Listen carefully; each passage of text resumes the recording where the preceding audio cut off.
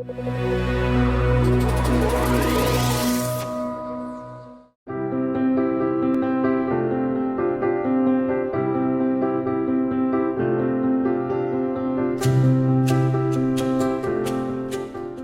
the interconnected supply chains of global commerce, the Act has implications far, far beyond the borders of the UK.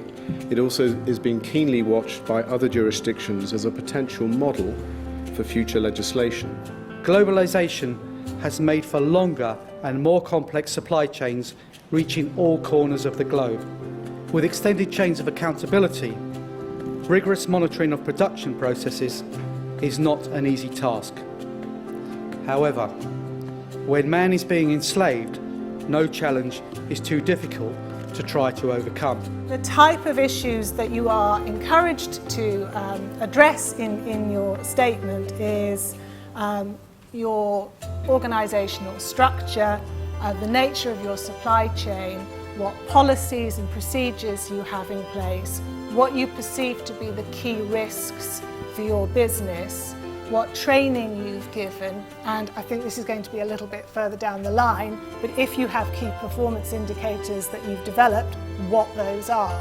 Where there are lots of third-party intermediaries providing service, where there are foreign, particularly foreign migrant workers, though sometimes domestic migrant workers as well, and where the supply chains are engaged in commodity exploitation. The workers in those supply chains are at high risk, and the businesses that are sourcing in those supply chains face this kind of compliance risk. You need to have a policy supported by a set of practices and processes that enable you to identify and take steps to eradicate slavery and bonded labour from your supply chain. That certainly would be my advice.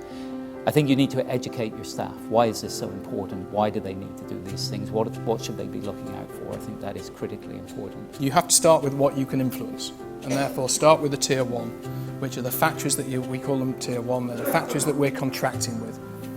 We can audit them, we can talk to them, we can build relationships with them, we can understand what's going on. The Tier 2 behind, so for Primark would be printing houses, dye houses. Again, we know where they are, so we know we can influence, we can talk to, we can visit.